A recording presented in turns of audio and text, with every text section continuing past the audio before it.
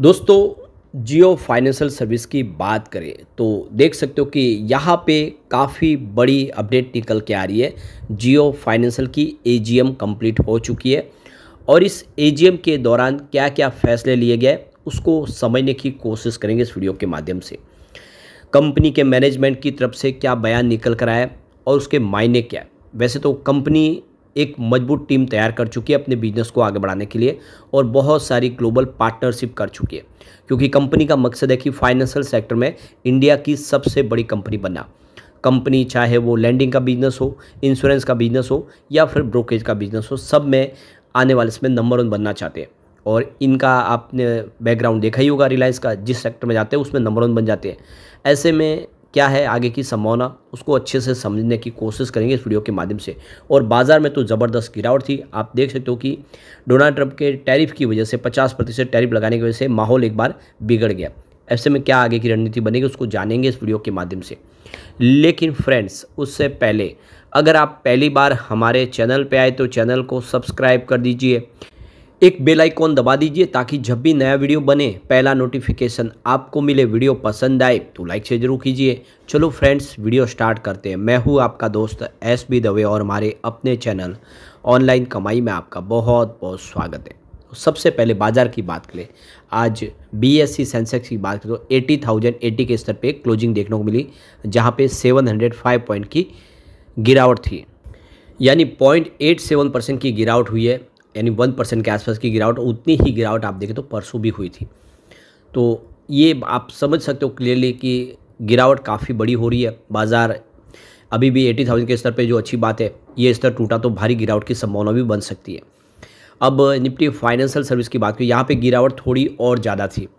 25,640 के स्तर पे क्लोजिंग देखने को मिली, जहाँ पे 312 पॉइंट की गिरावट थी, यानी 1.20% गिरा निफ्टी फाइनेंशियल सर्विस। और नतीजा ये रहा कि जियो फाइनेंशियल में लगभग उतनी गिरावट थी। तो जियो फाइनेंशियल सर्विस पे क्लोजिंग 311 पर रही, जहाँ पे 1.43% की गिरावट थी।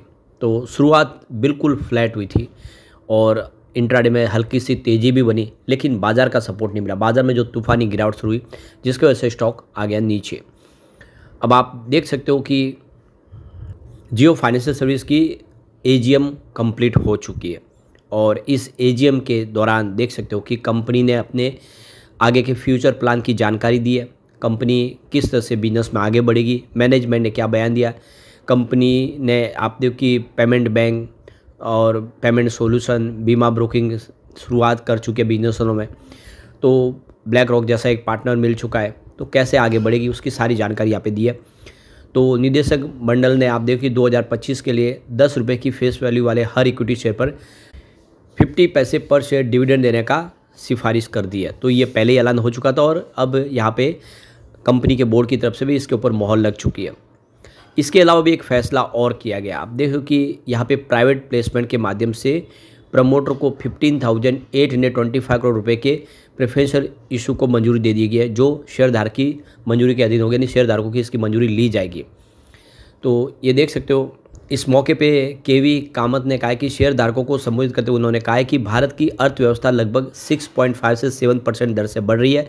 युवा आबादी, बढ़ती आय, नीति आधारित सुधार, मजबूत बुनियादी ढांचा और बड़े पैमाने पर रोजमर्रा के कामकाज डिजिटल करना इसकी एक बड़ी वजह है।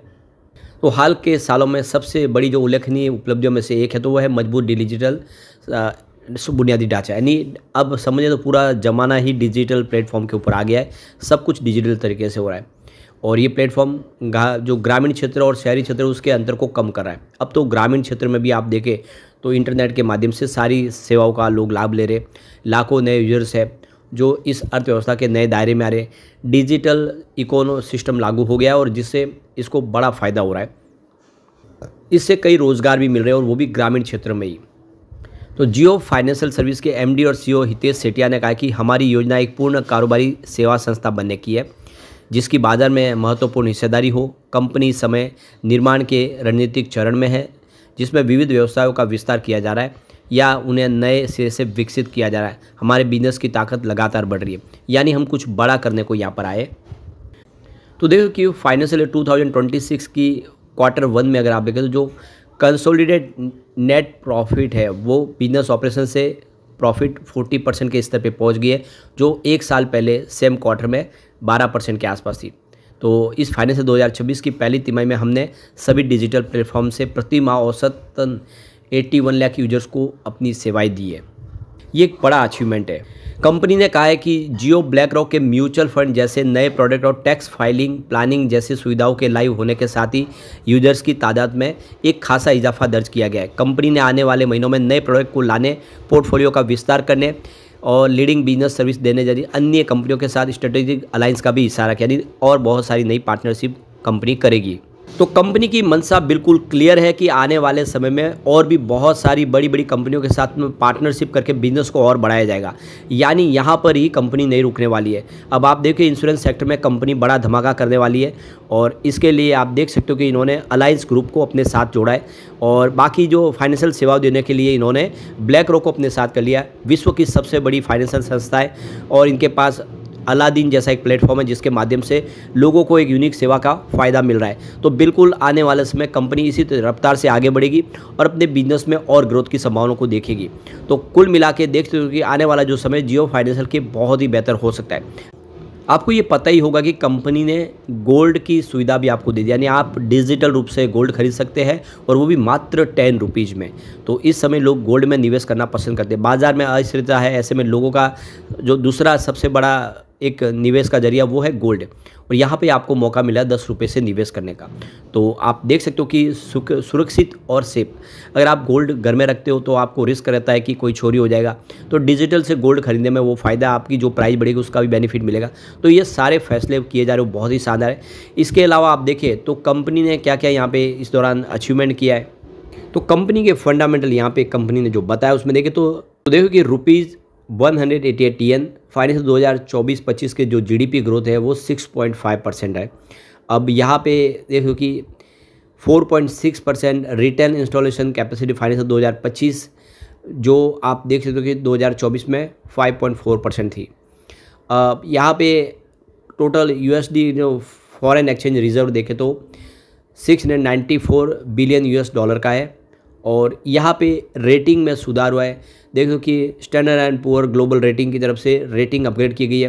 पहले BBB- की रेटिंग थी जिसको अपग्रेड करके BBB कर दिया गया है, तो ये भी एक बड़ा अचीवमेंट है। हाउस होल्ड डेट जीडीपी में अगर देखें तो यहाँ पे इंडिया का 41.9% है इंडिया का, और EMI का देखें तो 46.6% है। AU में देखें जीडीपी में तो इंडिया का 19.9% है, जबकि ग्लोबल देखें 2024 के हिसाब से 66.9% है। इंश्योरेंस के बिजनेस की देखें इंडिया की तो 3.7% की ग्रोथ है, ग्लोबल 7% की ग्रोथ है। UPI ट्रांजैक्शन में अगर देखें तो यहाँ पे फाइनेंशियल 2025 में 261 ट्रिलियन रुपीज़ के आसपास रहा है, जो 2029 तक के लिए अगर आप देखें तो एक अंदाजा लगा कि 483 ट्रिलियन रुपये तक जा सकता है। कंपनी के जियो क्रेडिट लिमिट के AUM की बात करें तो फाइनेंशियल 2024 में 173 करोड़ के आसपास, जो फाइनेंशियल 2025 में बढ़ते हुए 10,053 करोड़ तक पहुंचा और यहाँ पे Q1 2026 में 11,665 करोड़ तक पहुंचा, यानी लगातार वृद्धि हो रही है। जियो पेमेंट बैंक के अचीवमेंट की बात करें तो सबसे पहले CASA की बात करें, यानी करंट और सेविंग अकाउंट की संख्या देखें तो फाइनेंशियल 2024 में 0.76 मिलियन कस्टमर की थी।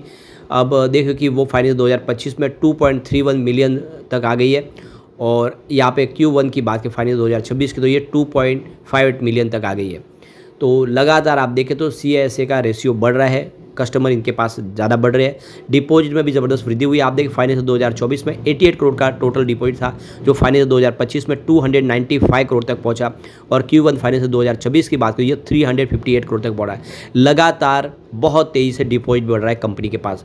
इसके अलावा बिजनेस करस्पॉन्डिंग नेटवर्क की बात कर ले तो फाइनेंशियल 2024 में 2,299 करोड़ के आसपास था, जो फाइनेंशियल 2025 में 19,998 करोड़ तक पहुंचा और Q1 फाइनेंशियल 2000 में 50,567 करोड़ तक पहुंचा। लगातार काफ़ी बेहतर आंकड़े उत्साहवर्धक के जो इशारा करे कि जियो फाइनेंशियल आने में काफ़ी बेहतर कर सकता है। लेकिन फ्रेंड्स, कोई भी इन्वेस्टमेंट करने से पहले अपने फाइनेंशियल एडवाइजर से एडवाइस ले ले या अपना खुद का रिसर्च करें, क्योंकि मैंने वीडियो आपके एजुकेशनल पर्पज़ के लिए ही बनाया। वीडियो पसंद आए तो लाइक से जरूर कीजिए और चैनल को सब्सक्राइब कर दीजिए। Thank you friends.